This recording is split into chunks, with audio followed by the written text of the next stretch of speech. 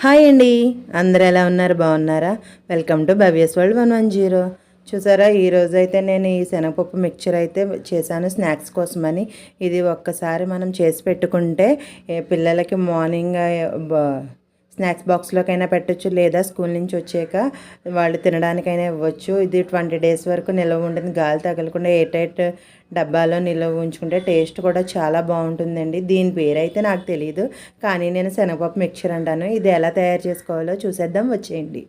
ముందుగా దీనికోసము పచ్చిశనగపప్పు ఉంటుంది కదా, అది తెచ్చుకొని ఒక 8 గంటలు అయితే నానబెట్టాలి. 8 గంటలు నానిన తర్వాత నేను చూసారా ఏ విధంగా వాష్ చేస్తున్నాను. ఈ విధంగా శుభ్రంగా 3 సార్లు కడుక్కొని మంచినీటితో తర్వాత వీటితో చిల్లుల గిన్నెలో వాడేసుకోవాలి. ఈ విధంగా వాడేసుకోవడం వలన మనం నూనెలో వేసినప్పుడు చిందకుండా ఉంటుంది. తర్వాత మనము ఒక తడిగుడ్డతో వీటిని పొడిగుడ్డతో తుడవాలి. తర్వాత స్టవ్ ఆన్ చేసుకుని ఒక బాండీ పెట్టి అందులో ఆయిల్ అయితే హీట్ చేసుకోవాలి. ఆయిల్ హీట్ అయిన తర్వాత మనము వాడేసుకున్న పచ్చిశనగపప్పును అయితే వాయికి తగినంత వేసుకొని మనం వేపుకోవాలి. చూసారా, ఇది వేసినప్పుడు అయితే మంటను హై ఫ్లేమ్లో పెట్టుకోండి. తర్వాత గరిటెతో అటు ఇటు కలుపుకొని ఒక పొంగు వచ్చిన తర్వాత మంటను అయితే మీడియం ఫ్లేమ్లో అడ్జస్ట్ చేసుకోండి. చూడండి, నేను ఏ విధంగా అయితే గరిటెతో కదుపుతున్నానో ఆ విధంగా అటు ఇటు కలుపుకుంటూ వేపుతూ ఉండాలి.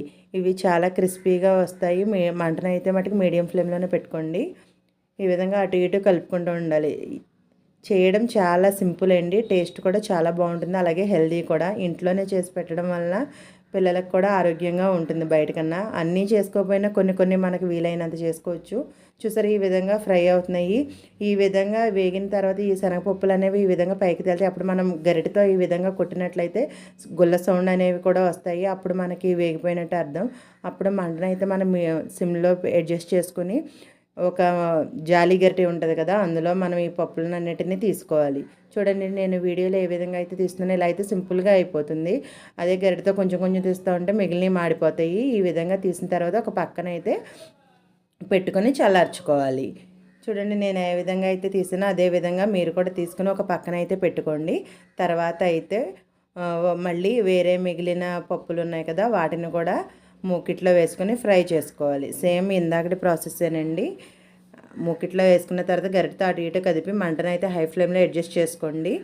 ఒక నురగ అనేది వచ్చిన తర్వాత మళ్ళీ మంటను మీడియం ఫ్లేమ్లోకి అడ్జస్ట్ చేసుకొని గరిటెతో అటు ఇటు కదుపుతూ ఉండండి.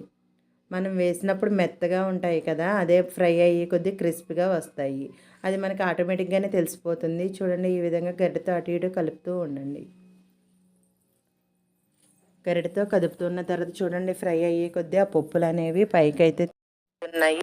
ఈ విధంగా మిగిలిన పప్పులను కూడా వేసుకుని ఫ్రై చేసుకోవాలి. పప్పులన్నిటిని వేగిన తర్వాత ఒక శుభ్రమైన పొడి గిన్నెలోకి అయితే తీసుకుని పక్కన పెట్టుకోవాలి.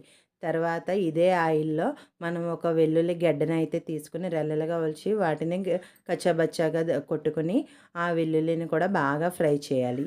ఇవి బ్రౌన్ కలర్ వచ్చేలాగా ఫ్రై చేయాలి. బ్రౌన్ కలర్ వచ్చిన తర్వాత వాటిని కూడా ఒక ప్లేట్లోకి తీసుకుని పక్కన పెట్టుకోవాలి. ఈ వెల్లుల్లి వేగిన తర్వాత కరివేపాకును కూడా మనం ఇదే ఆయిల్లో ఫ్రై చేసుకోవాలి. కరివేపాకు కూడా క్రిస్పీ అయ్యేంత వరకు ఫ్రై చేయాలి.